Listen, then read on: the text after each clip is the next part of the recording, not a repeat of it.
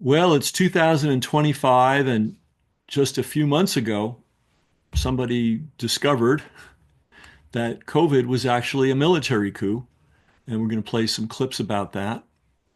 And then you're going to see, well, you're going to get a surprise. But anyway, again, it's 2025, and to almost no public notice at all, somebody revealed that COVID was a military coup. So let's watch a little bit of that, and then my commentary. CBC News has learned about a secret unit within the military that gave warnings about the pandemic in January.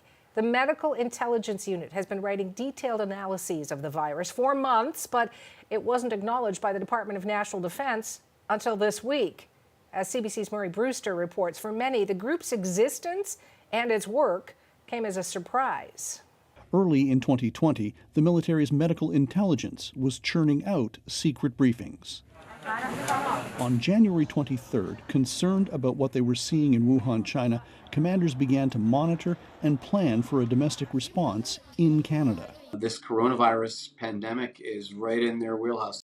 Military medical intelligence agencies from Canada, the US, the UK, and Australia, together known as the Quadripartite Medical Intelligence Committee, meet regularly to discuss health threats. This is part of their core mission.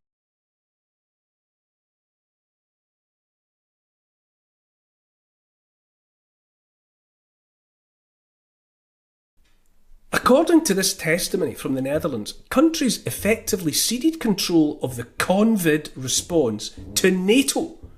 And more importantly, much more importantly, we were neither consulted nor informed. That Dutch MP Ajema got it precisely right when she called what happened a coup d'etat. During the pandemic, NATO set the guidelines for the COVID response and coordinated the Stratcom strategic communications.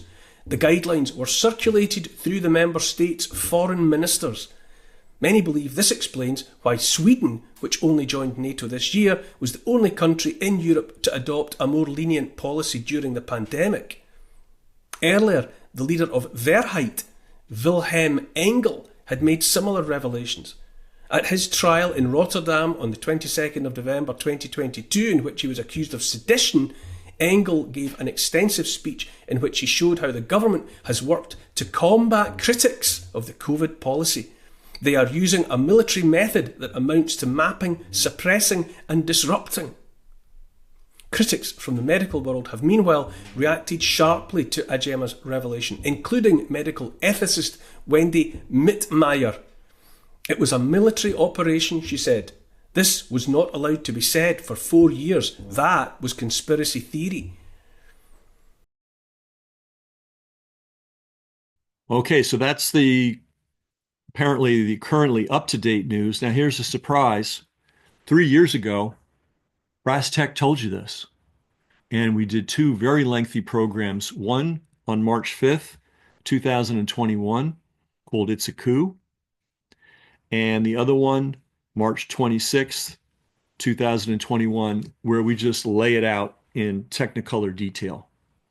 So we have those two full-length programs below on this page. If you're interested in hearing what we had to say 3 years ago on this very subject, you can listen to them there. But the point is, it was a coup.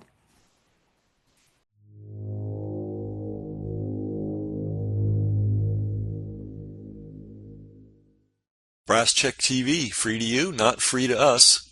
We've got a server bill, we've got an email software bill, we've got a tech helper bill, and that happens every month.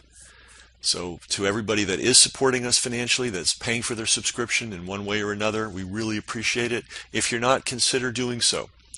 Everybody's got money for the newspaper and the cable bill and all that. Do you have money for media that's actually serving you? That's really the issue here. And when you help us, it allows us to get this information out to the world. So thanks to all our supporters, and if you're not a supporter already, please consider becoming one.